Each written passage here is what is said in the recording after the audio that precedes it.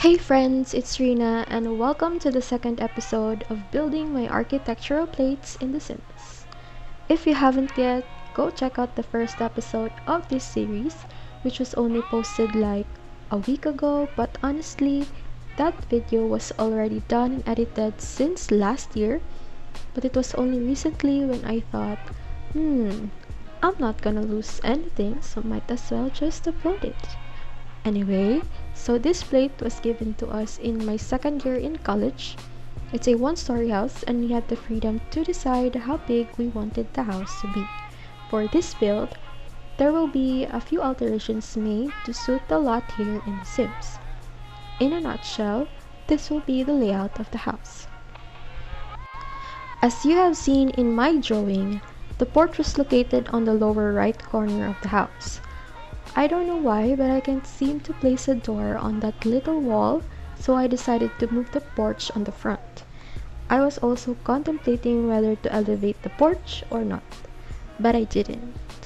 For the exterior wallpaper of the house, I was thinking of using a dark color, but I went against it, so I used a light gray wallpaper instead. For the interior wallpaper, I definitely wanted to use a lighter color wallpaper, but I also did not want it to be bland, so I decided to put brick-like wallpaper on a few areas of the house, along with a basic gray plaster wallpaper. For the flooring, I was very undecided on what kind of flooring to use. I don't usually use wood for my floors because I always feel like it's hard to find the perfect match to my walls, but I'm glad this one worked out. How are you guys, by the way? I hope everything is all good. I hope everything is working out for all of you. Our academic year 2022 to 2023 ended a few weeks ago, but we still have a few plates left for our design subject, which will be submitted soon, hopefully. Anyway, back to the build. For the kitchen layout, I initially wanted a U-shaped layout, but it kind of felt closed off and I wasn't getting the island counter I wanted to achieve.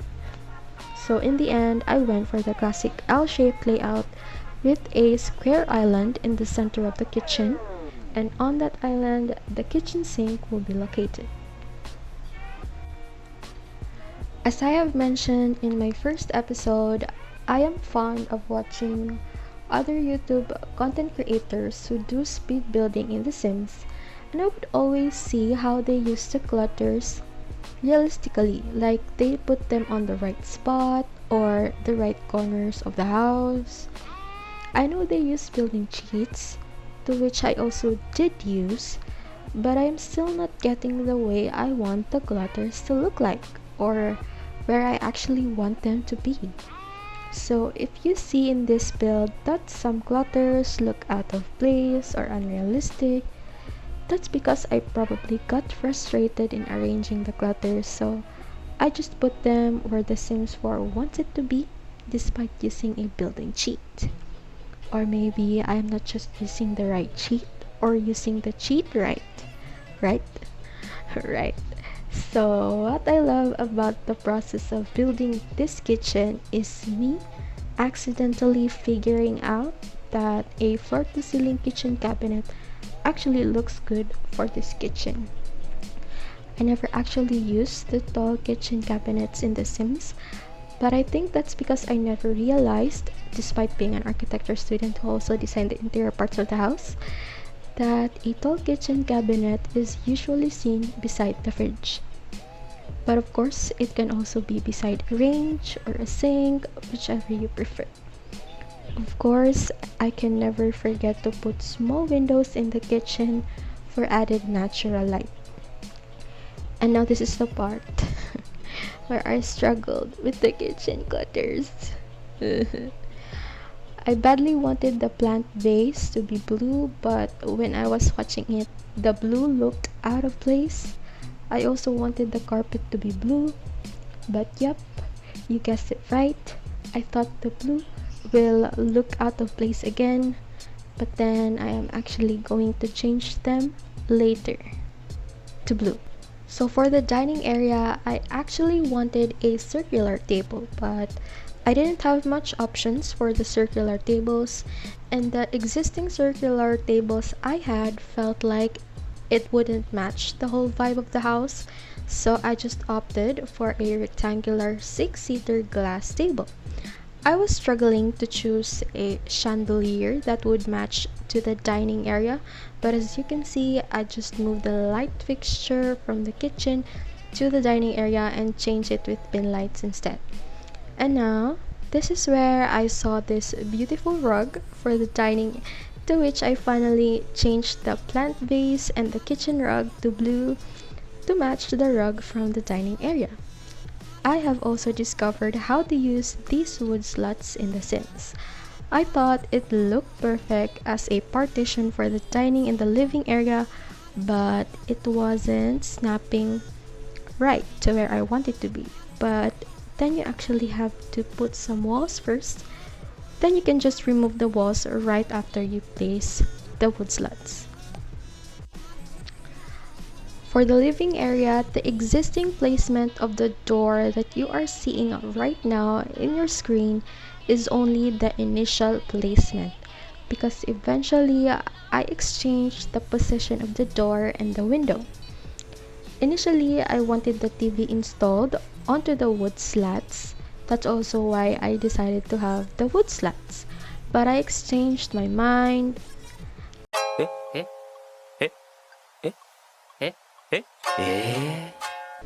But I changed my mind and put the TV on the wall parallel to the wood slats. Therefore, the couch will be on the side of the wood slats. I am actually glad that the orange couch worked out, because I kind of hesitated at it at first, but then I saw the cabinets in the kitchen looked almost like wood that is orangey. So in the end, the couch and the kitchen cabinets matched in terms of its color. And the center table too, because it is orange and it has the same shade as the couch, which I was happy about. For the light fixture in the living area, I also just opted for pin lights, just like in the kitchen, instead of using a pendant light, to which I also applied pin lights on the other parts of the house. The thing that I put under the TV is not actually a TV stand or a console table. I don't know what it's called, but I thought that it would actually look good as a TV stand. I wanted to put speakers under it, but I wasn't able to, so I just put a few knickknacks on it. As you can see, there is a big open area in the center of the house, but in my plate, I did not put anything on this area because there was not enough space. But here in this build, I decided to put an area where the residents can study or work, with a big glass window overlooking the backyard of the house. And I swear there was like a computer setup here in The Sims, where there were already a few tech things on a glass desk, but I couldn't find it anymore, so I just made on my own a glass desk with orange drawers that would of course match the couch and the kitchen cabinets, and I just let the office chair be in color white. And again, I did not achieve the clutter I wanted to achieve, so let's just settle to that existing clutter that we have. So the technique I used with the closet in both of the bedrooms is something I learned from watching Sims 4 speed building. Well, I don't know if it is actually a technique, but for me it is, because I never knew about it from my first episode, and this is just my second time incorporating the technique in my build. I actually kind of explored what I can do more with the closet, but the closet technique felt more practical design and space wise. When I actually first saw the closet technique to one of my favorite Sims 4 speed builder, I did not get it right away. I thought they did something more than just put the closet into the wall, but after watching more speed building videos, I finally got it and felt stupid for thinking it was hard to do or that it needed a cheat to achieve it. I was also struggling to choose what kind of windows would look good for the master bedroom. I really wanted big windows, but I didn't know which one to use. Glad I came across the window that I chose in the end because it made the room feel more spacious. This kind of window is actually one of my favorite windows out there because it can also be used as a reading nook or just an area where you can sit and do whatever you want and look at your garden, look outside. The amount of sun it lets into the room, though, is magnificent. I was also thinking of putting a ceiling fan to the master bedroom if it had a lighting fixture with it, but it did not have a light, so I just exchanged it with a simple pendant light. I have also incorporated the brick-like wallpaper in the bedroom so that it can serve as an accent wall. A dresser was not necessary to have in the master bedroom since there is already a closet, but in reality, more storage means peace of mind. But anyway, it's because I put a TV in the room and a dresser was more of a practical choice than a TV stand or console table. I was also experimenting with the rug I chose in the master bedroom. I actually made it smaller and I wanted to use two of them of the same size, but I didn't like how there was a visible line between the two carpets put together. So I removed the other rug.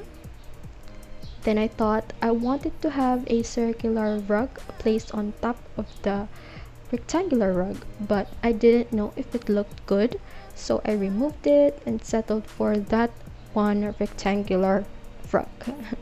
I have also put two ottomans on the end of the bed in blue to match the vase and the carpets outside of the bedroom. In my plate, the other room was used as a secondary bedroom, but of course it can be anything the homeowners want it to be. For this build, I imagined two business owners who are parents to a son is living in this house. They are business owners but not yet that well off. That's why they chose to have a one-story house that is modern and within their budget. For the secondary bedroom, it has of course a built-in closet with a single bed and a single bedside table. A desk for studying is also provided, and I went back to the master bedroom to install a mirror.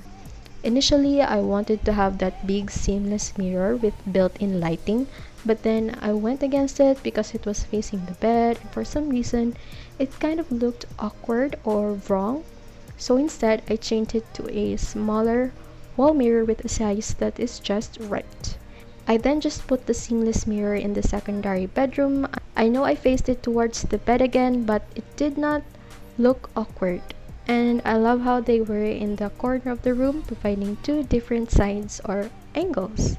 And of course, I incorporated the brick-like wallpaper in the secondary bedroom as an accent wall. Initially, I wanted the secondary bedroom to have two beds on the opposite sides of the room, but I couldn't as there was not enough space for a second bed. The bathroom, on the other hand, is just a perfect size for a family of three. I really wanted to put an awning window in the bathroom, but because of the shower and bath combo, the window was being closed off by the built-in wallpaper of the shower and bath. So I just removed the window. Now that we are finished with designing the interior of the house, it is now time to design the exterior of the house with landscape, of course, and put a roof on our house, which is my dreaded part. As you can see, there is no more porch on the front side of the house because instead of using the tiles in the Sims, I opted to use this kind of pathway that can be achieved with the help of the landscaping tools. After this, I then put a few plants here and there on the front side of the house. I am actually not fond of designing landscapes. I feel like there's more to it than simply putting plants and rocks here and there, but Recently, I've been dealing with it because last semester we had several plates that needed a proper landscaping design. So you can say that it made me practice my skills in landscaping. But in this build, I did struggle with where to put the trees on this lot. Instead of dealing with it, I went ahead and put the roof first, to which I struggled again. Because, as mentioned in my first episode, I find it really hard to imagine or envision the expected outcome of a roof, especially if it's a complicated roof design. This is where I kept trying and trying to fix the roof. Lots of adjustments here and there because I couldn't figure it out immediately. But anyway, I eventually achieved it on this build and I was so happy about it. It looked satisfying when I kept panning the camera to an aerial view just to see the roof design. And lastly, I was thinking of putting fences around the lot, but I couldn't find the right one to use. And I remember that on the speed building videos I see on YouTube, they mostly use bushes, plants, or trees as the fence of the house. That's why I have also incorporated it here, where I only use bushes as my fence, then added 2 trees on the property. I also connected the front pathway to the back of the house, where the back door is located.